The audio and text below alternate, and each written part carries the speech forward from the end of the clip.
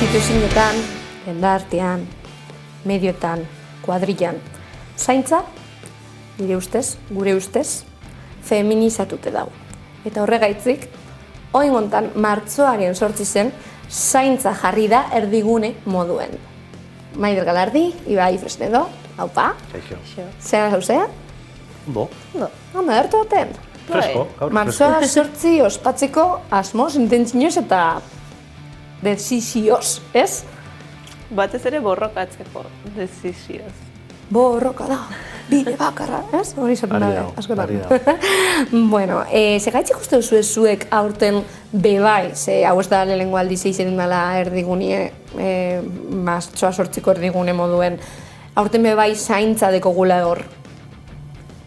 Nik usteet badala mugimendu feminista garatzen ari den diskurso baten, azken urteetan garatzen ari den diskurso baten ondorio. Horrek ez du esan nahi lehenago landu ez denik, feminismotik edo pentsamendu feministatik askotan aldarrikatu den zerbait da zehar lerro, baina beti horregon den zerbait da, ez? Zaintza lanak ere lana diala, komunitatea elkar zaindu behar gehala, hau da individualki bakarrik ez goazela inora, baina egia da, espezifikoki zaintza sistemari buruz aldarrikatzeko, edo zaintza sistemari buruzko hausnarketa bat egiteko autua hartu dula mugimendu feministak azken urteetan. Posible da, COVID-ak lertu zuen zerbait izatea ez, baina baita ere bada, gaur egungo sistema kapitalista, heteropatriarkale, arrazista, kapazitista, eta beste ista askoren kontraposizio bezala aldarrikatzen degula guk zaintzak erdiguneak eta bizitzak erdigunean dauden sistema bat, eta horrek ez du esan nahi bakarrik elkar laztandu behar gala. Nik usteet hori super importantea dela azpimarratzea. Zaintzaz ari geranean elkarren arteko harremanez ari gera, baina baita ere paradigma bat eta ari gera, hau da mundua beste era batera antolatzeko, kapitala erdigunean ez dagoen beste era batera antolatzeko modu ez ari gerala. Hori da zaintza aldarrikatzen degunean. Baitare uste dut aldarrikapen estrategiko bat dela ez bakarrik martxoa 8ari begira, baizik eta datorren hilabetetan etorriko diren dinamika batzuei erantzuten dielako. Hor arte, aldete esan. Zaintza sistema egoki zena, zelan egingo zen duen zuek? Kasu honetan, ulertzen ez zaintza sistemaz ari gerala, adineko zentroetaz hitz egiten dugunean, ez? Eta seguraski lertu dalako, pandemia eta gero ikusi dugulako nagusien etxeak eta hola kolapsatuta daudela. Nolakoa izango zen ideala niretzako? Baliabide publikoak erabiltzen ditun sistema komunitario bat. Zutzako adibidez, beste zaintza bat jarriko dugu adibidez, miedeko zunean, ezta? Zelan izango zen zuretzako zaintzarik egokizena? Nik uste, eta Maiderrek aipatu duen hortatik tiraka, lana eta kapital horren inguruan dagoen garrantzia eta nola jartzen den kapitala erdigunean eta kapitalaren metaketa nolabait lanaren bitartez eta enpleguaren bitartez eramaten denean, nik uste hori izan daitekeela lehenengo urratsetako bat, ez?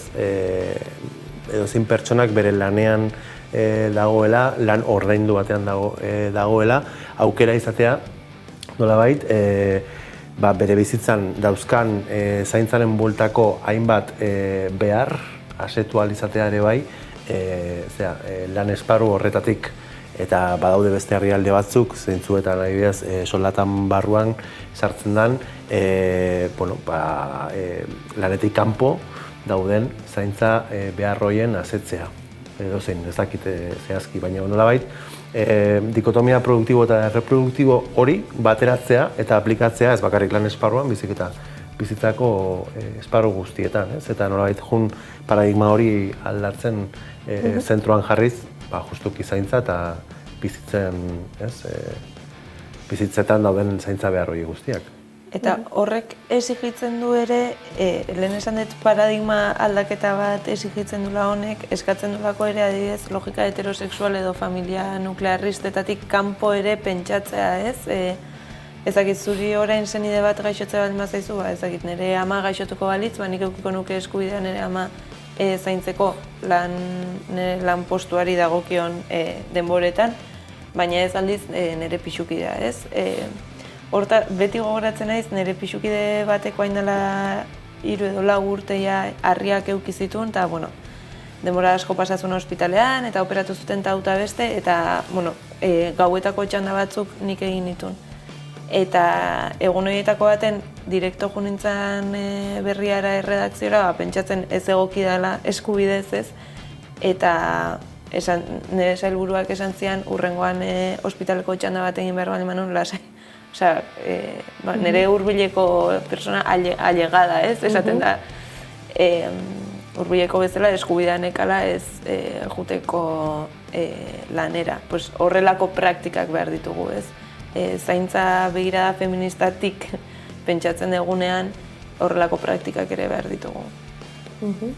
Eta martxoak 8-ra bueltaute, martxoak 8 gauz, baina martxoak 8-ra bueltate, egunera bueltaute, historian ziar aldarrikapen asko indoguz, eta horregaitzik gehiago, askoz begeizago gelditzen dakuz lortzeko, eskubide lortzeko, eta horri segaitzik dekogu egun hau ondino hemen, geurien, baina zuentzako, historian ziar indiren aldarrikapen guztizetatik, eskubide izetera heldu direnera, garrantzitsuena zein izango zen.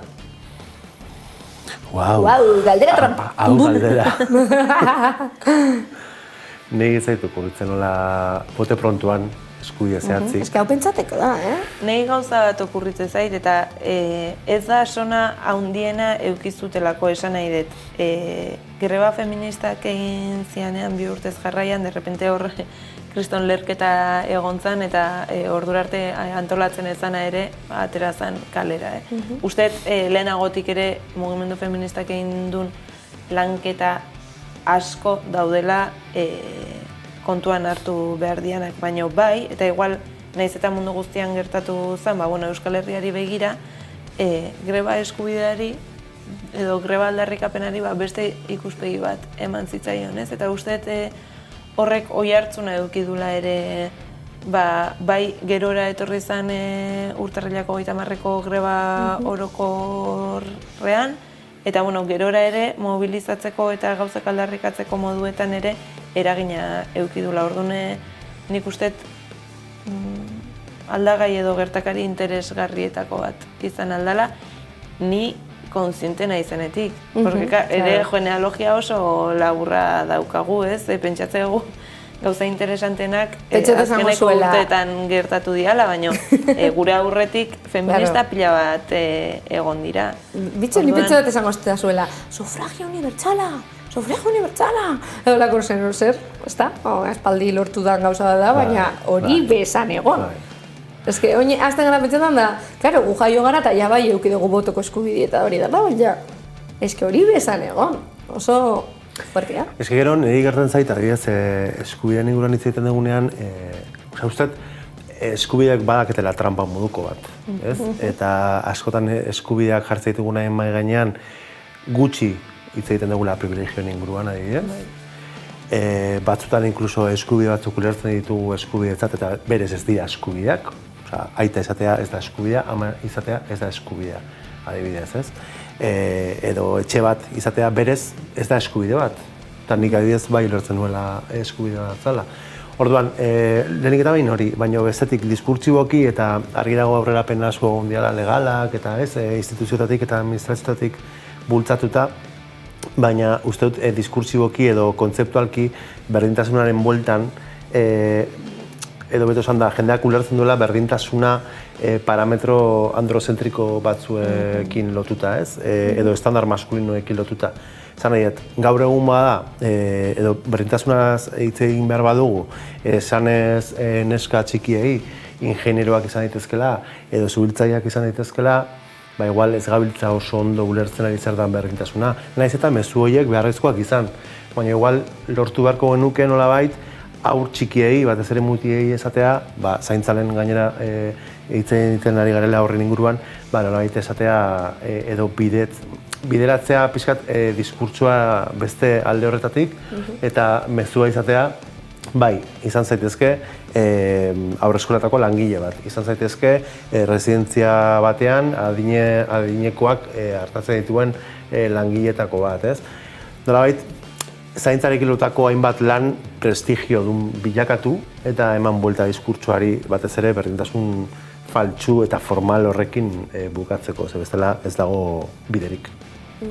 Eta horri lotute, okurri baten galdera bat, lehen galdetu dutzuet, ia zein izan dan lortutako eskubiderik onena. Eta lortzeko dagoena? A ber, zer erantzun biduzu, Galdera tanpa, bi! Gauza asko daude lortzeko, baino generalen ez dakit ondoengo deten zaku berdinean sartzen edo ez, baina zure gorputzaren autonomiaren aldeko eta zure gorputzarekin egin nahi dezuna aukeratu ahal izateko eskubide sorta bat, eta egin naiz abortutik hasi eta oraintxe pilpilean dagoen translegera arte edo konsentimentua eta konsensoa nazten ari gara azkeneko denbora hauetan, ez? Azkenen periferiako gorputzek oroar autodeterminaziorako eta autonomiarako eskubidea eukitzearen aldeko aldarria. Eta horrekin lotuta, pertsonen integraltasuna bermatzearen aldeko eskubidea, hau da, biolentziarik gabeko bizitzak izatea. Bitxu, bi gauza potolo-potoloak. Nuke baina, nahiko noan, bizerbe egotian, baina, batzut mazin lehi. Oin, apurtzu bete aldatuko gu dinamaikatzu eta jokutxu bete karri datzu, zuen bizen arti mehitzu, bale? Ia, nik emango datzu bete bakoitzari olako, tarjetatzu bet, eta eukiko dozue izen bat, egun bat, dana, martxak 8 gazer ikusi zedeko, bale? Orduen, honek bebai pista bat emango dut. Ezagutuko ditugu, no? Bai, bai. Espero. Gainera egin da hori. Bai. Ez dut uste. Ikusiko dozu eta gero, azpizin eukiko zuez, beste hitz batzuk ezin dozu esenak esan. Bata bestieri, azaldu biko dozue zeuen hitze zein dan, baina horrek hitzek erabili barik, bale? Bale. Ia. Venga, ba. Ia, ba. Aukeratu, venga, bi aukeratu. Beste, Maiderri pasako diot? Berea? Venga, ba, zu aukeratu berantzako. Maider gontzako. Eta nirea. Eta oin? Beste ronda bat. Karo. Bale. Eta, azdo dila jokua. Bale. Nora ziko da? Zaziko zea? Bale. Venga, ba. Venga, Maider. Lehen... Ezin dozuz esan, Ez. Lehen jenik esan digu zala guk aldarrikatuko genukeen eskubidea. Uste zula guk aldarrikatuko genuen eskubidea izango zela. Ze ona. Ai, ama. Ze ona. Eren gogoratzen. Baina azkeneko herrialdea uste dut Suiza izan zala. Pila gustatzen zelango konturegaz, esaten dutzon. Sufragio universala. Bai! Oh, crack! Venga, ontzeso. Oin Maider gentzubiko dago. Ia ba.